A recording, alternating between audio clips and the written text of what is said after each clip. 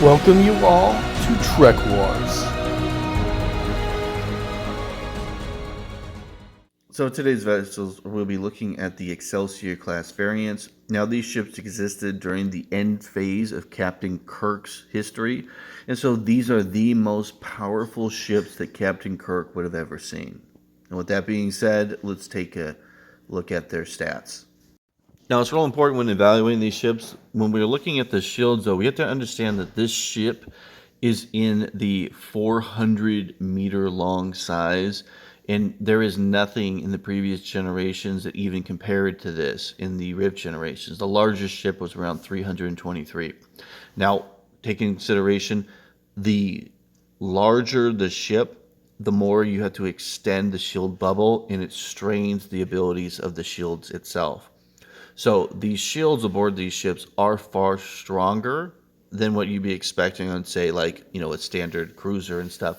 But the actual stat values are pretty much similar. Now, the reason for this is the shield generator obviously has to be much, much larger. But there's a standard that Federation has, and Starfleet ships, even the Excelsior classes, are going to need to be in that standard section. So they're not going to stretch that bubble to 0.5 and give it basically no shielding. No, they're going to force it to have a larger shield matrix, which will be pushed to the categories of 1, 1.23, and things of that nature, so that we can have a respectable shield that is falling in Federation standards. So I want you guys to be aware of that. So when you're looking at these shields, understand that they're using basically the same shield technology. Now, for this video, there is going to be one more special little tool or something I want to tell you guys about. Is I was evaluating some of the stats that we have, and the stats that we look at are ships that tells us everything. I've added a new category called Tech, and we'll explain about it later. Class Solaris. Special role. The cruiser is a moderate armed, general purpose, defense capable exploration and research vessel. This graceful bird-like cruiser is equipped with powerful shields, long-range sensors, and is quite maneuverable. Okay, so that's our specifications. Let's see if it matches that. Okay, so let's take a look at the shielding. So the shield index is 1.3. This is pretty standard. The hold-off is 1.16. That's really good. Really, really good, actually. And then the refreshment rate is 3.29. That's below mid-level. It's not really super impressive. The breakdown is 3.94. That's honestly much better than most ships that Starfleet has. I would put that at high regard. So is this a highly capable shield?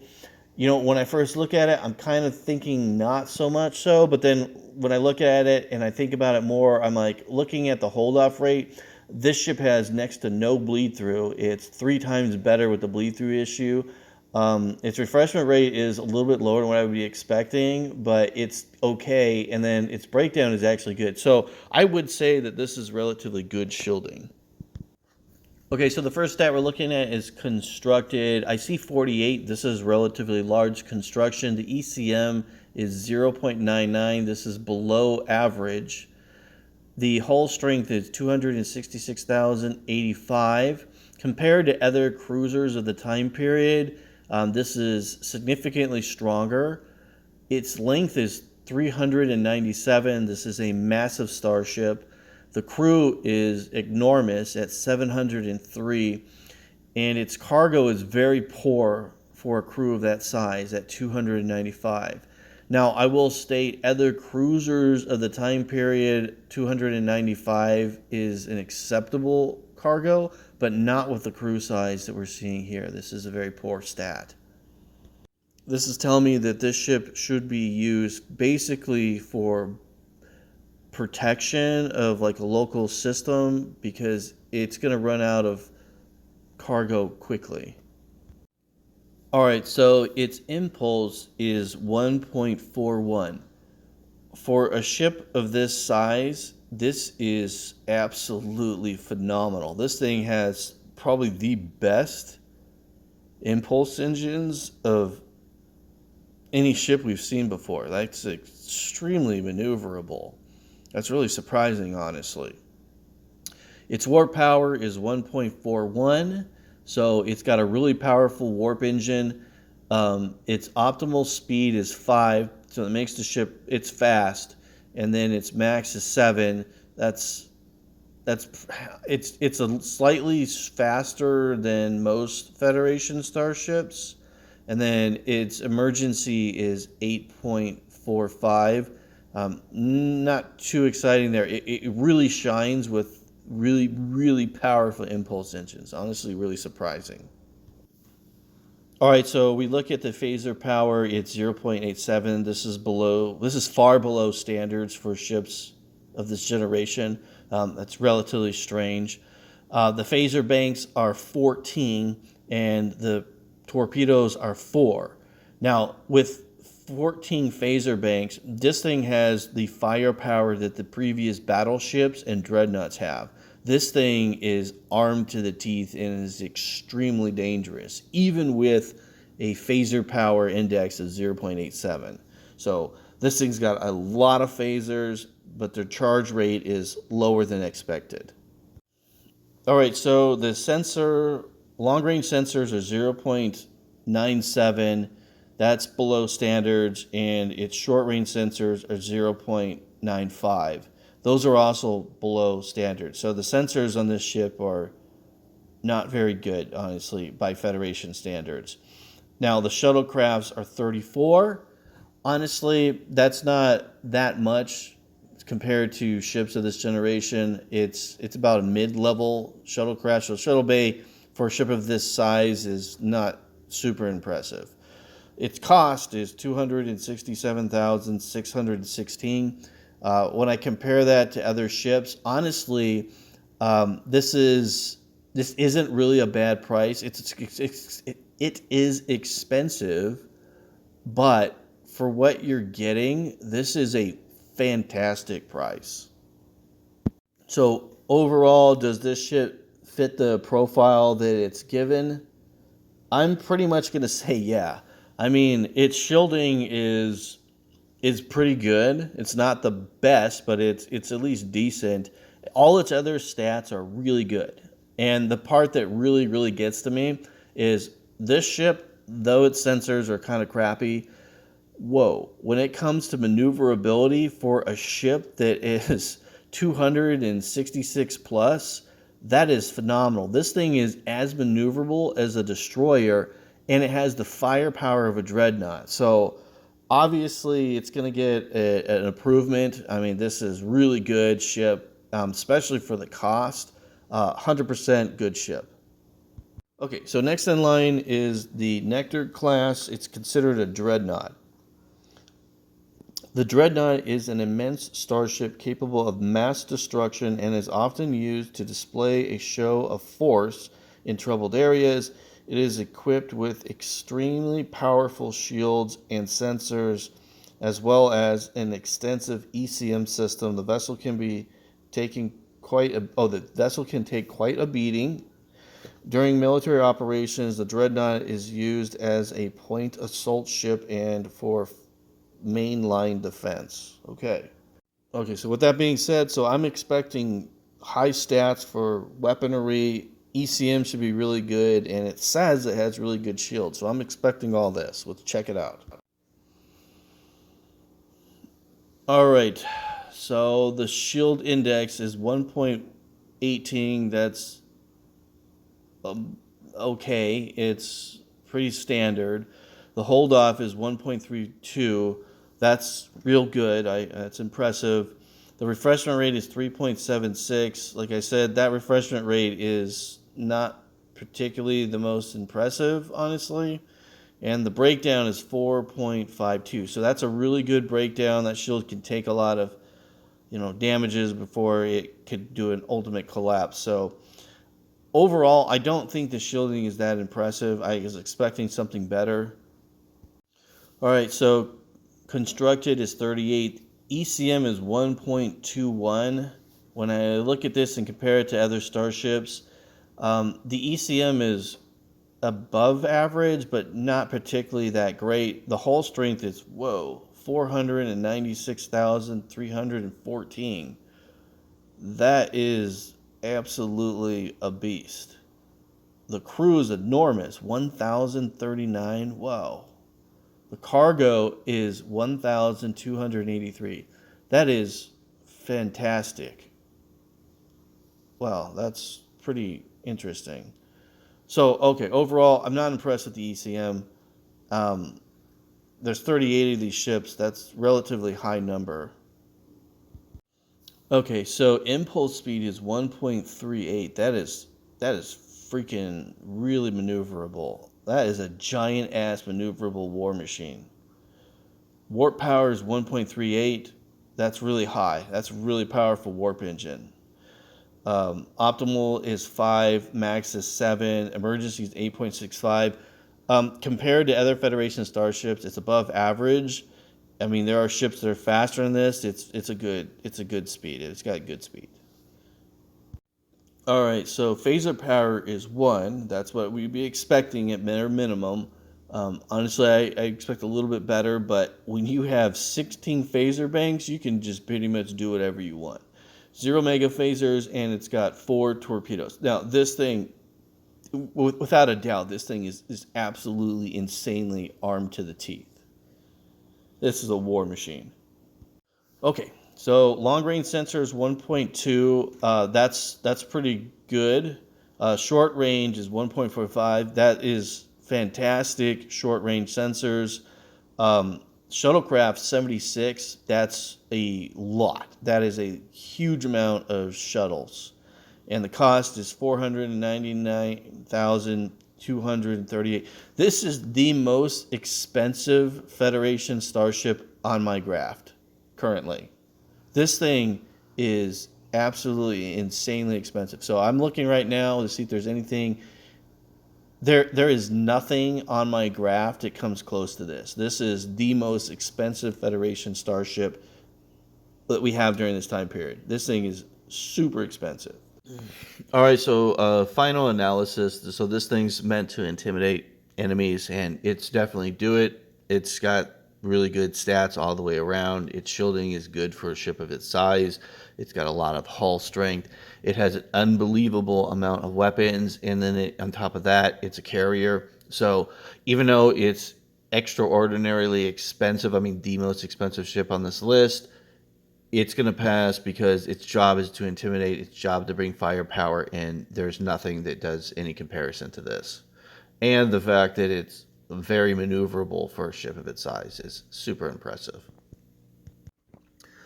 All right, so the next one is the heavy cruiser, everyone's favorite, the Excelsior. Now, its role is the heavy cruiser is a well-armed, general-purpose, defense-capable vessel built to replace the Enterprise class. The Excelsior maintains classic lines and similar duties in diplomatic and exploration duties. Okay. We'll look at the Excelsior heavy cruiser. Shield index is 1. Its hold off is 1.13. Its refreshment rate is 3.2. And its breakdown is 3.85. So its shields are superior in every way or equal to, except for the refreshment rate. The refreshment rate obviously is significantly lower. So these shields are good shields, but they're not the greatest. So, okay, so the construction is 78. That's superior than the Constitution 50. So obviously they really like this. The ECM is the same. It's at 1. Now the hull strength is 396,066. That is more than double that of the heavy cruiser. Its length is 467. Its crew is 821. That's double the amount from the previous ship. And the cargo is 900. Now I want to look at this for a second. So 900. So the other ship was 434 crew with 450 cargo. So it's almost 1 for 1, a little bit over. Let's see if this matches that. So the heavy cruiser, we're at 8 and 9, so it's even superior. So yeah, it's hitting every mark so far. All right, now we're looking at the weapons. So it's got 16 phasers, 4 photon torpedo banks, and the phaser power is 1. So this thing is leagues more powerful when it comes to firepower than the previous ship. All right, so This ship's impulse power is 1, its warp power is 1, its optimal speed is 5, its max is 7, and its emergency is 8.5. If I compare that to what it's replacing the heavy cruiser, I see it's 1, 1, 4, 6, and 8. So we get improvements with optimal and max. That's good, and the other stuff is pretty much the same.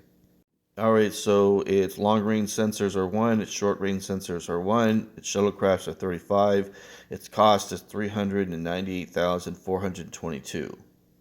So this is a very expensive ship. If I compare it to the heavy cruiser, that ship's price value is 198,868. So this ship, you can build 2 heavy cruisers for the price of this one Excelsior. All right, so when I evaluate this, so it's meant to take the place of obviously the heavy cruiser. It's got either the same stats or better stats in just about every category. Overall, I'm going to say that this ship passes, but it's not passing as high as I would expect it. I mean, I was honestly expecting a little bit better from the Excelsior class, but I guess it's somewhat of a middle-of-the-road price starship. Next is the Excelsior 2, or the Enterprise B variant. It's referred to as the Excelsior class upgrade. It's a heavy cruiser. The heavy cruiser is a well-armed, general-purpose, defense-capable vessel built to replace the Enterprise class. The Excelsior maintains classic lines and similar duties to the Diplomat and Exploration. The hull reinforcement on either side of the navigational deflector were added after a few prototype experienced heavy damage in relatively light battles. Alright, so the Heavy Cruiser 2 Shield X is 1.1. We get some improvements. The hold off is 1.24. We're getting improvements there as well. The refreshment rate is 3.51. We're getting improvements there as well. And then the breakdown is 4.22. We get a large increase there. So overall, the shields on this ship are really good. Alright, so the construction is 78, so once again, a large number of these ships are created. The ECM is 1.03, not really that much of an improvement, nothing important there. The hull strength is 405,073, so it's a little bit stronger than the previous variant. Its length is 470, so it's slightly larger than the previous variant. And its crew is 873, it's a little bit more crew. And its cargo is 971. So it pretty much has the exact same deep space capabilities, making up for a slightly larger and larger crew. Overall, that's really good stats. Alright, so weapons, phaser power is 1, there's no change there. Phaser banks is 16, it's the same as the previous variant. The mega phasers are 0, the torpedoes are 4. There's no upgrades whatsoever to the weapons, they're all identical. So the impulse power is 1.11, so that's an increase there. Its warp power is 1.11 as well, so it's got a little bit stronger engine, a little more power to other systems. Its optimal is warp 5, its max is 7, its emergency is 8.6. This is like, it went from 8.5 to 8.6, so there's really no difference when it comes to the speed really, but the impulse is better, and then the warp is better too. So overall, nice little improvement. Okay, so sensors are 1.02. They're a little teeny bit better. The short range sensors are 1.05. They're a little bit better. Shuttlecrafts is 68, so there's almost double the amount of shuttlecrafts on this ship. And its cost is 407,589. So it's a extremely expensive ship. So I was talking to you guys earlier about the category referred to as tech, and what that's doing is it's taking all the actual technology on the ship, the ECM, the shield regeneration rates, and all the shielding, the impulse, warp, maximum, all that kind of stuff, all the tech aboard the ship, and it's disregarding the hull strength, the construction time, the crew, and the cargo, all that throughout the side, and then you just look at the cost that it is for the actual technology aboard the ship. And we're going to kind of talk about that because I think it's relevant to this ship. So a heavy cruiser like the Enterprise class, has a cost of 66.56. Now, this ship here has a tech cost of 125. Now, the previous Excelsior class, which is almost identical in stats, is 90.67. So, for that reason, I don't think that this is a very good ship. It's got a lot of additional tech, making it a little more expensive, and you're not really getting that much more of a Starship. I would just stick with this heavy cruiser. There's nothing that can compare with it. We don't really need these advanced stats. We don't need all this extra money spending on this ship that's supposed to be doing the same job as the heavy cruiser. I think this is a waste of time and a waste of money. All right, so the next starship we're looking at is the Rothwell class, which is considered a light cruiser. The light cruiser is a lightly armed, general-purpose exploration vessel. The class starship is extremely maneuverable due to its high power-to-mass ratio. Other duties include system defense and commercial traffic patrol. Okay, so with that, and just to talk about a little bit, so I'm expecting something that's going to have not really far range because it's talking about defense and commercial trafficking duties. So I'm not expecting very much when it comes to like the cargo section here for this ship, and I'm expecting something lightly armed. Let's see if we fit those categories. Okay, so I'm looking at shield index of 0.94. That's a little below standards of Federation starships. The hold off is 1.05. That's actually pretty good. That's actually really good. That's a really, really good hold off. That's probably one of the best hold offs that any ship could have. Its refreshment rate is only 3. So with larger ships, that's actually pretty good. That's below what we've seen on the other ships, but it's not significantly bad. Now the breakdown is 3.6, so we do see a little bit of a loss there. No, actually, no, I take it back. It's not a no, that's, yeah, it is a little bit of a loss. Okay. Okay, so the constructed is only 43. The ECM is 0.99 below standards. Its hull is 364,883. So this is actually significantly stronger than the heavy cruiser by a lot. Its length is 333. This is a bigger ship than that ship by a significant amount. And its crew is 858, and its cargo is 500. So its cargo is less than what we'd be expecting. But for its duty and role as a light cruiser, we're okay with that. Okay, so its phaser power is 0.75. This is way below standards of even Rift generation starships. This is really sad. Phaser banks is 12, so that's a lot. That's getting in our old generation dreadnought cruiser level. So that's a lot of firepower. Mega phasers are 0, and torpedoes are just 2. So I'm stuck in the middle with the weapon. So it's really, really bad recharge rates, but we're looking at a lot of phaser banks. Okay, so impulse power 1.03, warp power is 1.03.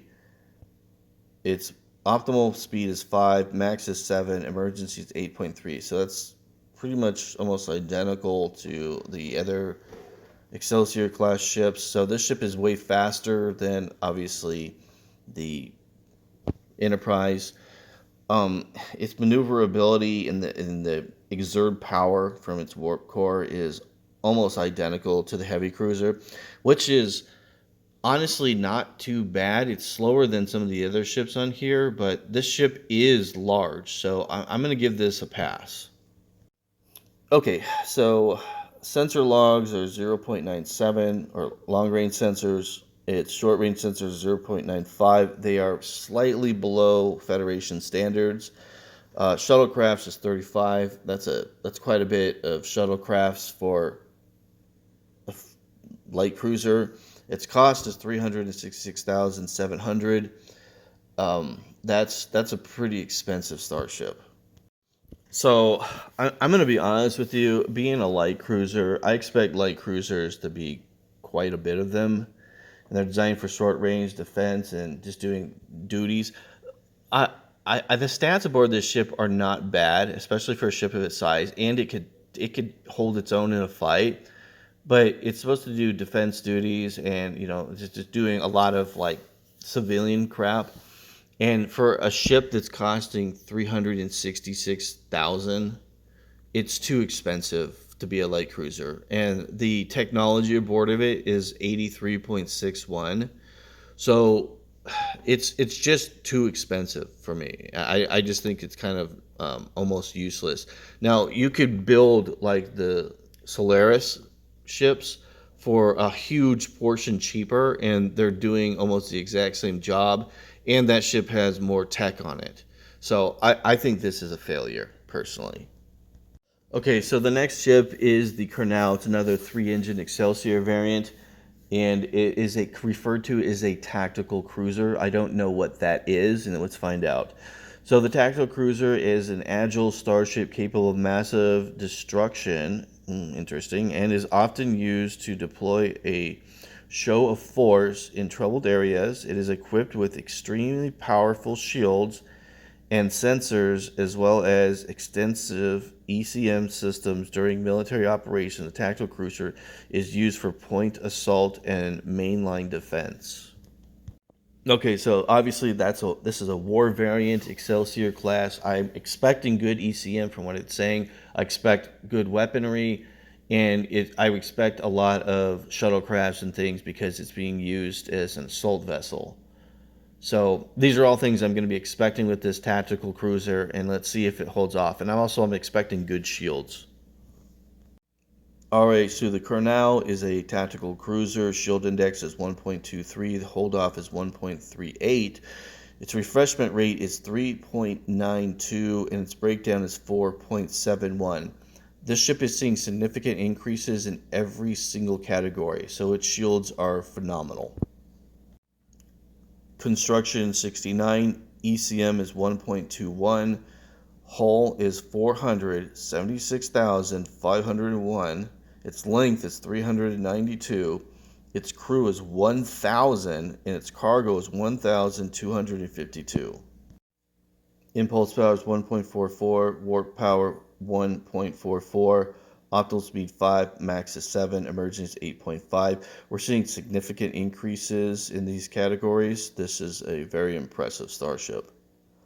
So it looks like the Nicture, which is the previous variant 3 engine we looked at earlier, this ship's got better stats, and it looks like the actual module is slightly smaller. So the Colonel has, I guess, a slightly smaller module. That's the only difference I can really see. And the Colonel is, honestly, it's slightly smaller than the other ship, so it's 392 meters, so interesting. Alright, so its weapons, phasers are 1, phaser banks are 16, mega phasers 0, torpedoes 4. There's no difference with this ship than any of the other variants, so I don't see why. I mean, obviously it has a lot of firepower. I mean, honestly, for some reason, I just kind of felt it should have like something different, but I mean, it's definitely passing with its weaponry. What ship has 16 phaser banks? Alright, short range sensors are 1.20, so that's a significant increase in long range sensors. Short range is got phenomenal short range at 1.45. Shuttlecrafts are 76. Cost is 479,349. So this is stupidly expensive. Okay, so with this ship, this tactical cruiser, when I look at this thing, my opinion about it is I think it's better. I think it's a total pass because really the ship that's almost identical to this, the Dreadnought, the Nicture, this thing does everything that ship can do, but only better. And then this is the part that's really interesting. It's almost $20,000 cheaper than that previous variant. And its tech level is identical. So it's 135.5. The other ship that looks exactly like this, the Nicture class, is also 135.1. So it's almost identical in like tech, and it's significantly cheaper, and honestly it's better. The only thing the other ship has is because it's bigger, it's got more mass, and it's only like a difference by 20,000 hull points. So this ship is absolutely passing. All right, so next in our class is the Throt Deck Cruiser, known as the Clumion Sous. It's a French name, and I won't say it again. The special role, the Throt Deck Cruiser carries 6 complete fighter wings and several other assault crafts. Although lightly armed, its supports craft can handle planetary assault, system defense, and ship-to-ship combat. The vessels usually patrol treaties, boundaries, I don't know what that even means, and ship lanes. Boundaries. Sorry, it looks kind of off with the graph here. So treaties, boundaries, and shipping lanes. Okay, so it's an aircraft carrier, and it's kind of weird. The only thing it looks like the 3-engine design, but it's a 2-engine design. It's got that carrier module on the top of the ship, but its engines are in a weird angle, or like on the side of the ship. Okay, so its shielding is 1.6. So this is the best so far that we've seen with the larger ships. Its hold off is 1.8. Whoa, its refreshment rate is 5.11. Whoa. And then check this out. The breakdown rate is 6.13. This is the best shielding we've seen on any Federation starship. I mean, for a ship of its size, there's no comparison whatsoever. This thing is crazy strong shielding. Okay, so construction 35, that's significantly lower than what we've seen in other ships. ECM is 1.12. That's better than we've seen on some of the other ship variants, but it's good. Hull strength is 446,671. That's phenomenally strong hull strength. Length is 424. It's a huge ship. Crew is 1,062,000. Its cargo is 938. It's a little bit below what you'd be expecting for a ship of this size. Okay, impulse power is 0.88. This is a very slow ship. Its warp power is 0.88. There's very low when it comes to auxiliary system power. It's lower than Federation standards by a significant amount. Surprisingly, its optimal speed is 5, its max is 7, its merging is 8.3. So these stats are all low, except for the actual warp speeds itself is basically new generation engines. So I guess that makes sense. It's okay. Okay, long range sensors are 0.87. These are really poor. Short range is 0.96, just barely below standards. Shuttlecrafts is absolutely enormous at 129. So cost is 449,319. This ship is really expensive. Let's look at these shuttles. I'm curious what this thing has going on. Okay, so standard shuttles 26, heavy shuttles 5, cargo shuttles 4, assault shuttles 18, killer bees 14, light fighters 14, fighters 14, heavy fighters 12. So I mean, this thing has got a lot of shuttlecrafts that can fight in fighters. This is phenomenal. Okay, so phaser power 1, phaser bank 16, mega phaser 0, torpedoes 4. This is all standard Excelsior stuff. Really good weaponry. So there's some things about this ship that are kind of weird and kind of off, but I want to kind of talk about it. I'm going to say that this is definitely a go, and the reason for it is, okay, the cost of the ship is $449,000 basically, so it's actually cheaper than some of the other large ships on this category. And tech-wise, it's 189.7. So there's a lot more tech aboard this ship than some of the other ships, and it's mostly because of the shuttlecrafts. But the reason why I think this ship is really good, the shielding is very, very impressive. So when it gets somewhere, it's going to be really hard to take this ship down. Its shields do go down eventually. It's still got a lot of hull strength. Now, it's not as high as the other ships, but it's for a ship of the size, the hull strength is really, really good. The only thing that the ship has that's not good is it's very, very slow. But when you're a giant ship and a carrier, I think that having strong shields, and it's got really respectable weaponry, like, we were looking at the light cruiser, it was like that 0.75, that was kind of pathetic. This ship's not going to have the issue. Anything gets close to the ship, the weapons aboard this ship, it can defend itself. This can operate by itself if it had to, and would honestly shit stop any Klingon or Romulan ship of the time period. So this is a carrier. Okay, on top of that, this is probably one of the best ships on this list, honestly. So does it pass? Absolutely. It can do anything that the other ships are doing, and then it can do a shit ton more, because when you have 125 auxiliary units, like, this thing is going to be basically unstoppable. So the next ship on our list is the Loki class destroyer. The Loki class destroyer with a small silhouette is an effective fighting ship. The combination of several mega phasers coupled with high density dual warp engine system makes this vessel quite furious. During military operations, the destroyer is used for point assault and hit and run defense. This design is based on the Joshua class command cruiser. I'll note I have no record and don't know anything about the Joshua class command cruiser. Alright, so the Loki destroyer shield index is 0.75. This is extremely low. Its hold off rate is 8.39, so it has some of the worst bleed through of any Federation starship. Its refreshment rate is only 2.39. For a destroyer, that's about twice what a normal destroyer is. Its breakdown rate is pretty good at 2.66. Overall, though, with the bleed through and the low quality shielding, it has very poor and terrible shielding. Alright, so the construction rate is 74. That's really high. There's a lot of these ships built. Their ECM is 1.19. This is pretty good. Its hull strength is actually pretty good for a destroyer at 249,179.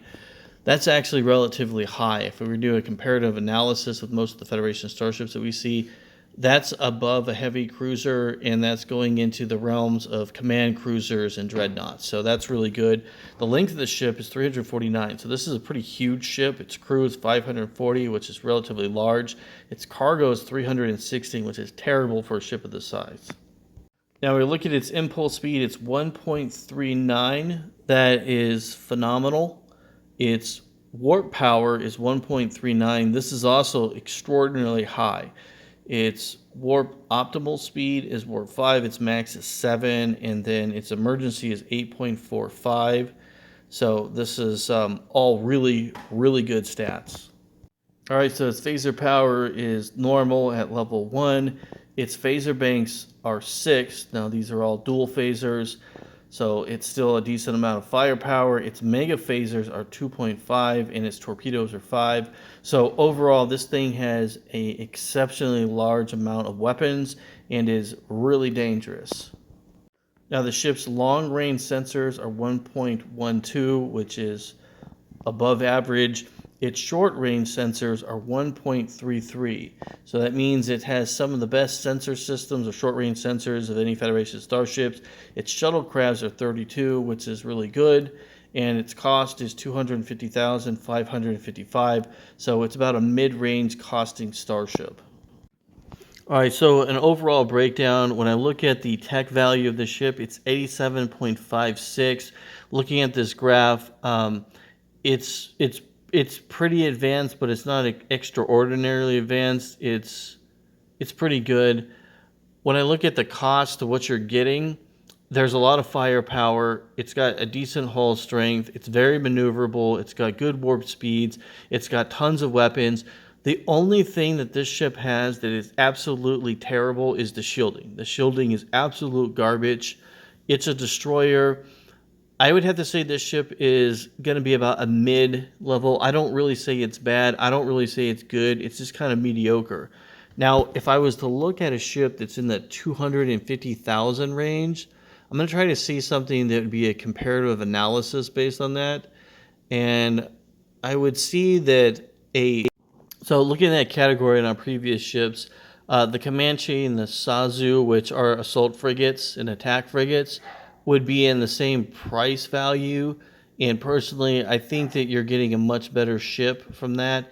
And the stats are relatively the same, actually better. So I'm going to say overall, this is a failure of a design. The only thing this thing really has going for it is it's got the firepower of a frigate, but it has the maneuverability of a destroyer. So when you look at those points, I find the ship to be pretty acceptable, but because the shielding is so terrible, this ship won't be able to take much of a beating. Even the fact that it has pretty good hull strength, it's just not going to make up for the shitty shielding. So I'm going to have to say that this ship is a failure, and a pretty big one at that. Being this expensive with shielding that terrible, this is not a good design. So next on our list is the Wheatworth frigate. So it's an exhaustive research of Federation involvement in peacekeeping duties led to the development of this frigate, the fighting ship primarily used to transport troops and firecraft into battle. The frigate's small, stout package presents minimum citywide target areas to enemy vessels.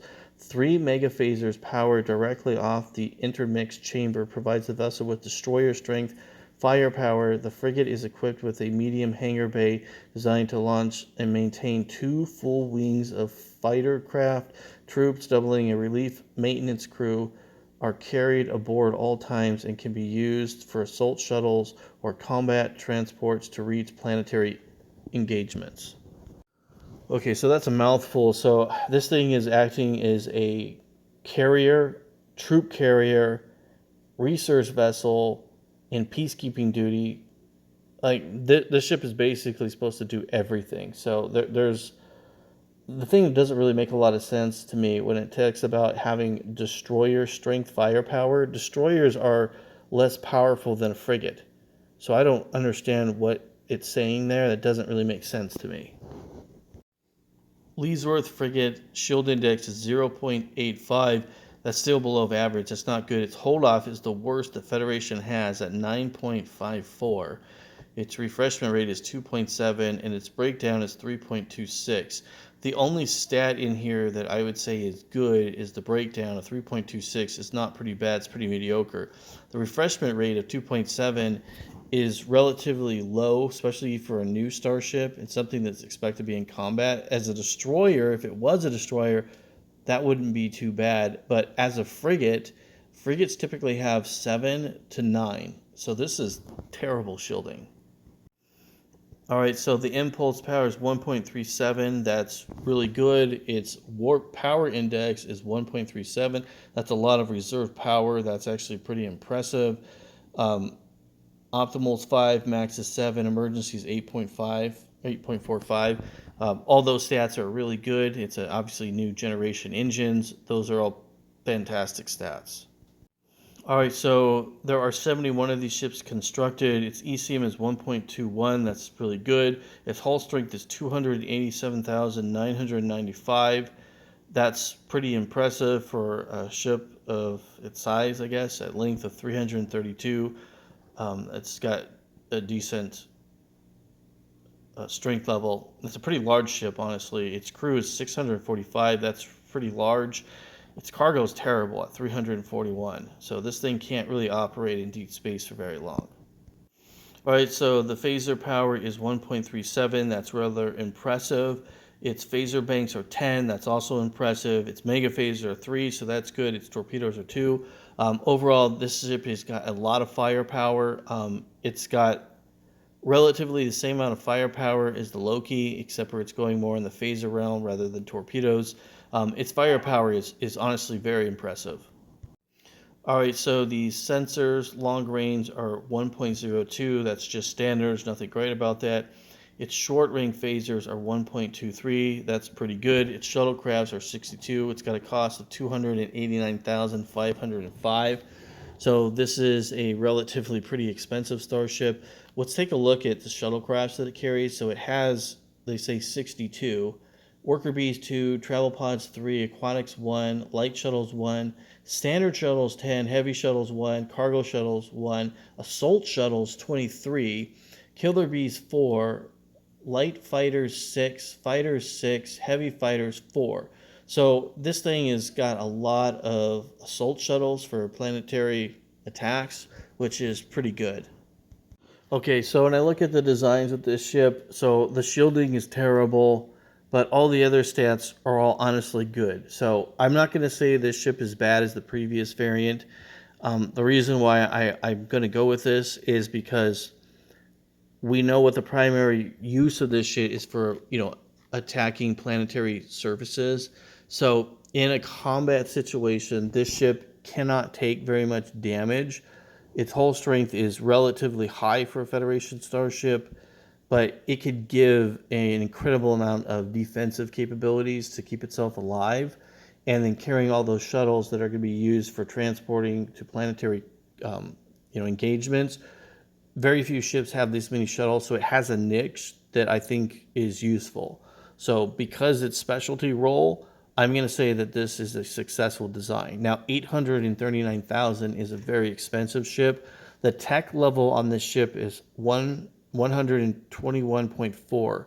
So as far as tech level goes, it's extremely high with a lot of tech, and it has a lot of good stats except for the shields. So does it pass?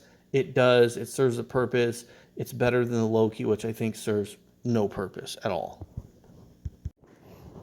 All right, so the Joshua Paul is a heavy frigate. The Federation involvement in peacekeeping duties led to the development of a heavy frigate, a fighting ship primarily used to transport troops and fighter craft into battle. 4 photon torpedo bays provide this vessel with sufficient firepower to combat capital ships. The heavy frigate is equipped with several hangar bays designed to launch and maintain 12 full wings of fighters and support craft. Troops doubling as relief maintenance crew are carried aboard at all times and can use either assault shuttles or combat transports to reach planetary engagement. So after seeing all that, so this thing I'm expecting to be a carrier troop transport. It's supposed to be able to take on other ships, heavier ships than itself. I'm expecting a lot from this ship, so let's see if it pans out. All right, so its shield index is 1.15, so that's pretty acceptable new generation technology. It's not too bad. It's a little bit better than average starships. Its hold off is 1.29, which is really good. Its refreshment rate is 3.66, so for ships of these categories and sizes, this is actually really good. Its breakdown is 4.39. So overall, this ship has really good shields. It's got impressive shielding. Of the new generation starships, the larger ships, this has got some of the best shielding so far. All right, so constructed is 46, so the construction rate is relatively okay for ships of this time period. The ECM is 1.21. That's actually pretty good. Its hull strength is 355,143. That's really impressive, especially for a ship that's 332 meters. This thing is packing heavy armor, very impressive. Its crew is enormous at 1,053. Its cargo is not so impressive at 480. Now we look at its impulse power is 1.11. This is actually really good for a ship of its size. Warp power is 1.11. That's also pretty good.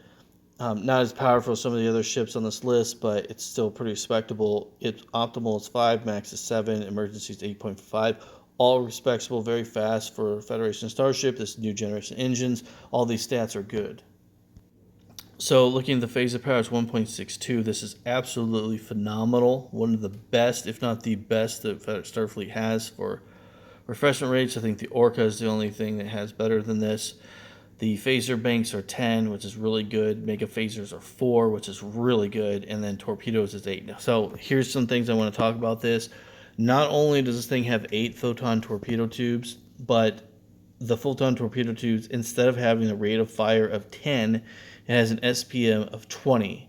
So it's not really 8. Technically, it's going to have 16 torpedo tubes compared to the other ships. So this thing is an absolute monster. Now, another thing I just want to talk about these ships is their phaser banks. Instead of being 5.0, it is 7.50. So they're several degrees more powerful than standard phasers. And honestly, the difference between mega phasers is probably pretty similar. It's probably got a significant increase in firepower as well. So all the weapons, not only are they better, they are significantly more powerful than the previous Rift generation. All right, so the sensors are 1.12. This is good, and its short range is 1.36. So its short range sensors are phenomenal. Some of the best Starfleet has. Its shuttlecrafts are 89. Really, really good. Its cost is $357,203. So this ship is very expensive, but you are getting what you pay for. Its tech level is 149.5, one of the highest level of all the Federation starships, and that's coming from a lot from, obviously, the shuttlecrafts. It's got a lot. So let's take a look at those shuttlecrafts. So there are 89 shuttlecrafts.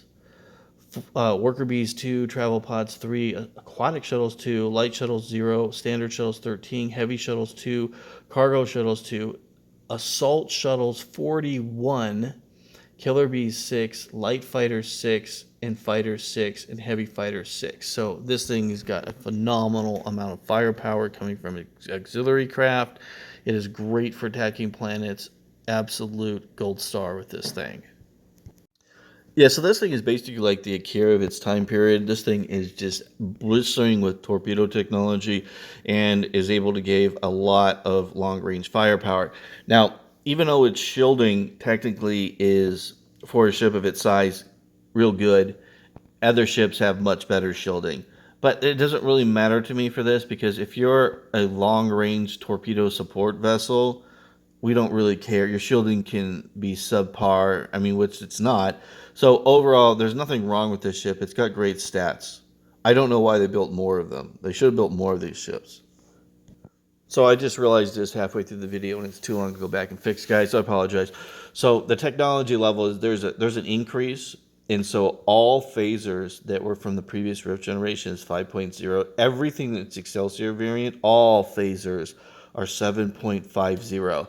And when you're wondering what that means, so it's 7.50 watts to the 11th power. And then the other one, it's 5.0 to the 11th power. So that's how many terawatts these things are. And then the torpedoes is the spread. So old Rift classes, almost all of them are doing 10 shots. So they have torpedoes can launch 10 torpedoes, like in the spread. All ships that you've seen on this list can do 15 or higher.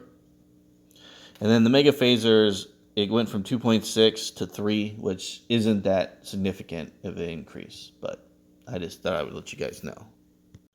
So that tells me that there's a focus on phasers and torpedo technology, and there's been a little bit increase with the mega phaser technology. Okay, with that being said, we'll move on. Okay, next on our list is the Michelle Adams class Scout. The Scout is a fast, cost-effective starship used for patrol, surveillance, and Federation defense. The high-density dual-warp engine configuration gives the Michelle Adams class an extended warp field for increased speed and efficiency. During military operations, the Scouts, using extensive surveillance equipment, performs extended reconnaissance patrol into critical areas ahead of the Federation vessels. The Scout is usually on extended mapping and treaty bounty reconnaissance missions. This design is based upon Joshua-class command cruiser. I have no idea what the Joshua-class command cruiser is.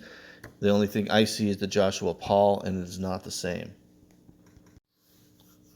Alright, so the Michelle Adams shield index is 0.78, extremely below average.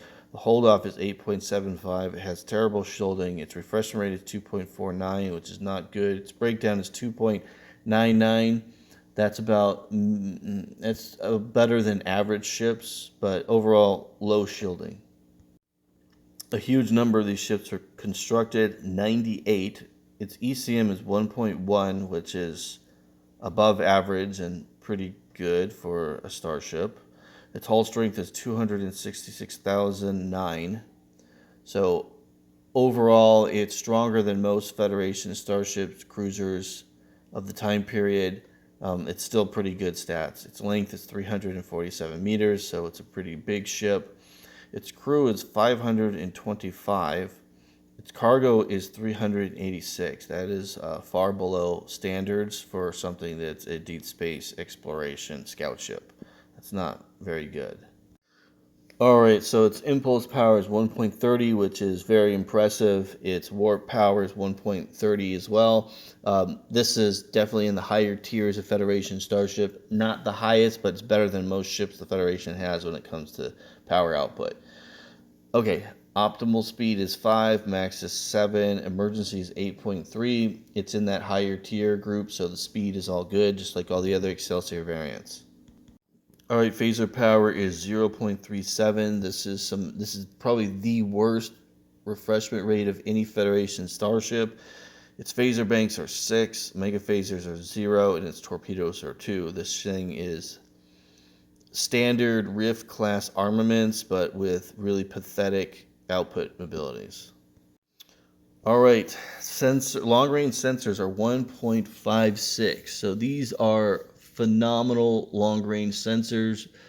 They may even be the best that Starfleet has. Let me look and see at our tables. It looks like there's only one other ship in Starfleet's vessels that have superior long-range sensors. So this is phenomenal long-range sensors. Its short-range sensors are 1.72. I'm looking on this list, and I do think that these are the best sensors that Starfleet has. And I'm looking, and they are. So this ship had 32 shuttlecrafts. That's quite a few shuttlecrafts. It's a lot more than average Federation starship has. So that's good as well. The cost of the ship is $267,447. Its tech level is 82.66. So it's a high level tech ship. Its cost is really good. I'm gonna give this thing absolutely flying marks. Now, I want to explain why I'm giving this good marks, because I'm sure you're thinking the shielding is pretty terrible, the weapons is terrible. I don't care about those things. When I have a scout ship, there's really only one thing I really care about, and that's speed and sensors abilities. So long range sensors is what I'm mostly caring about, and since it has the second best long-range sensors of any Federation starship and its new generation speed. It's not the fastest ship, but it's in that category of extremely fast. So all those marks that are really, really important to me, it's hitting. I don't want this thing fighting, so shielding and weaponry is not really relevant to me. Now, the other thing I want to discuss is the cost. So 267,000 is basically what that is. Yes, when you look at Rift generation ships, that's a relatively expensive. You could get yourself like a Comanche or a command cruiser, the Hatfield, something like that for that same price.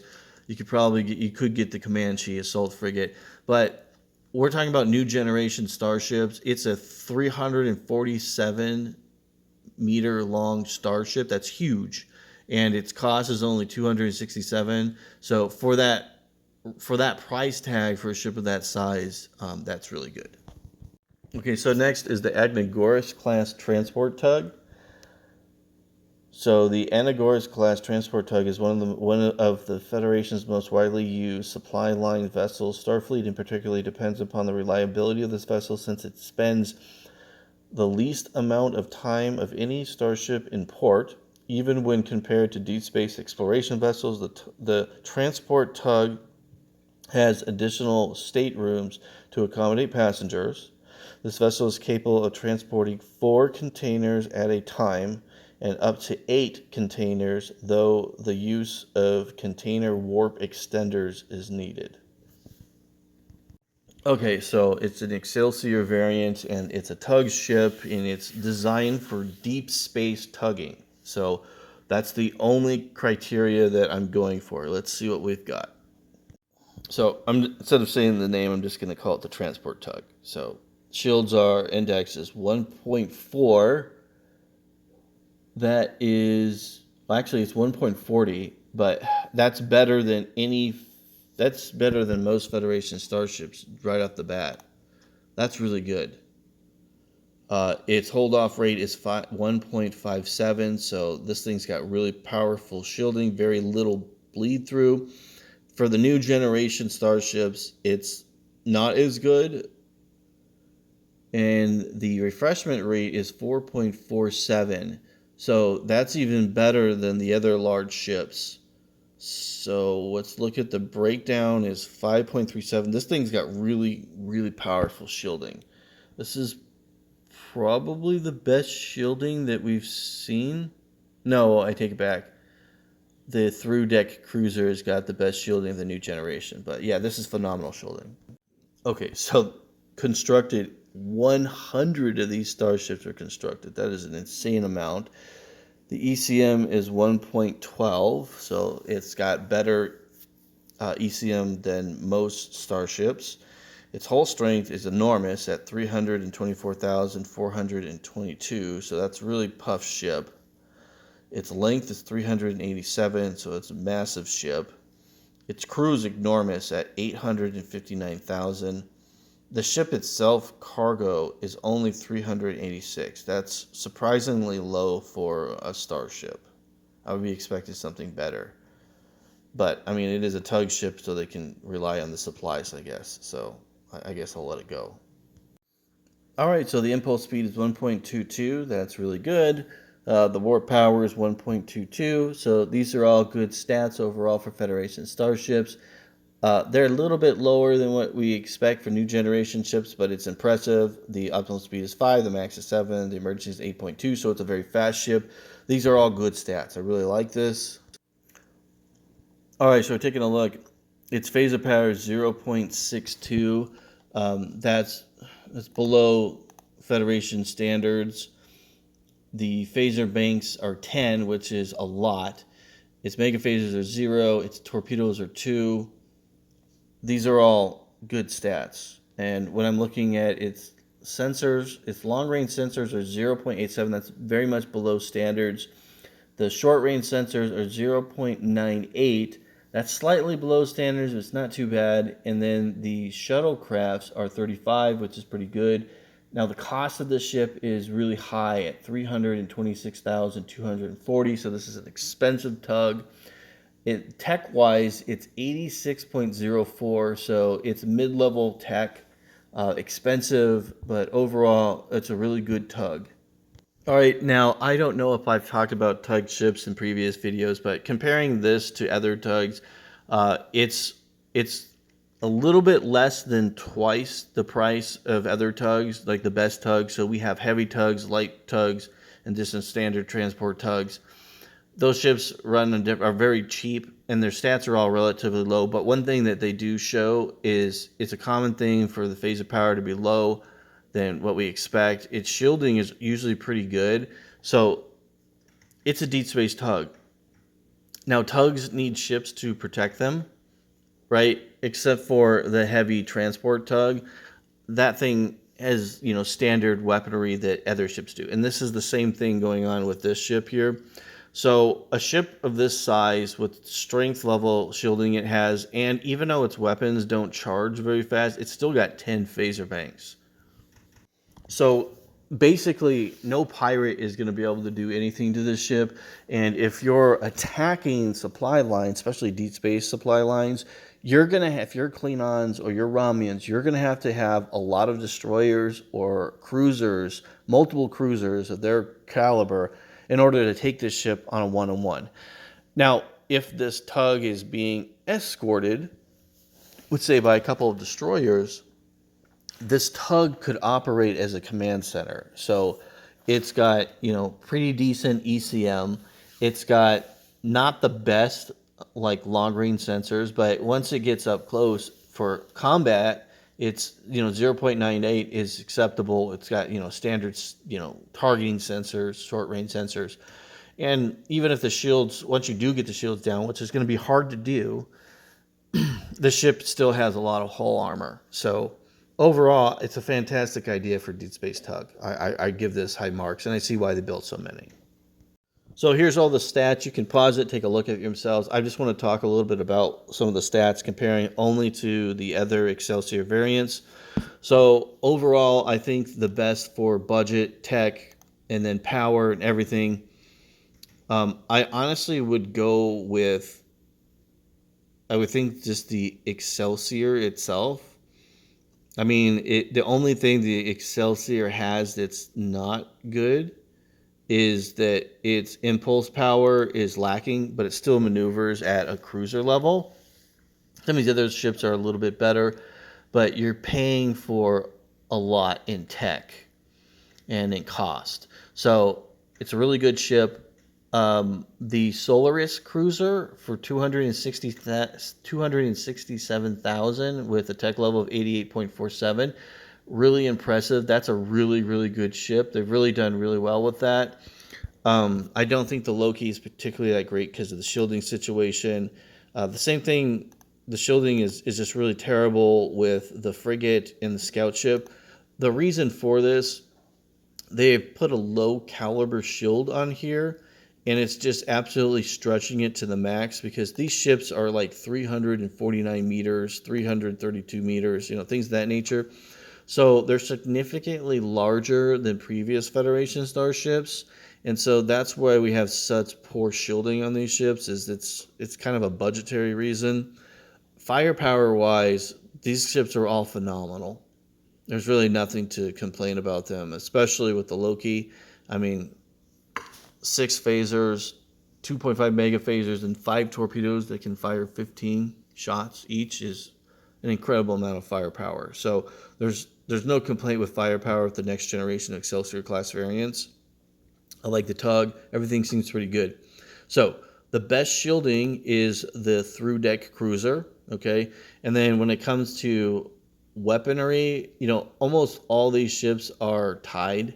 There's really nothing that's better than anything else, really, except for if I was going with something, I would lose the 6 additional phasers and take 4 mega phasers and then another 4 torpedo launchers, which is coming from the heavy frigate. I think that's the best armament if you're fighting another ship. It makes it the most versatile. Overall, if I was saying what's the best design of all these ships, I would probably go with the Solaris cruiser, which is the very first ship we looked at, just because it's cheap, it's very effective, and it has every stat, and it's just generally great. I really like that ship, but if you're doing a combat situation, obviously the heavy frigate is going to be really good. It's got, that's the best for combat. Now, the ship that Starfleet went with is the Excelsior class, and its stats are good all the way around. It's a little bit slower than the other ships on this list, but the one thing it has for it that a lot of the other ships are severely lacking, this ship has really good deep space engagement abilities because its crew is 821, its cargo is 900. Now, with Federation starships, what you want to see with cargo is you want the same amount of cargo for the same amount of crew you have. That's a good sign that you're a good deep space explorer or deep space engager. If you don't have that, then you're short range. That's basically how that works. So a lot of our other ships, so for example, let's go look at our Constitution class or Enterprise heavy cruiser. The crew is 434. It has a cargo of 450. So, it's almost 1 for 1, and that's exactly what you want for deep space exploration. Now, what you don't want is things like the tug, right? So that's not really a good design. When you have 859 crew and 386, like that means you're going to run out of supplies and need to resupply.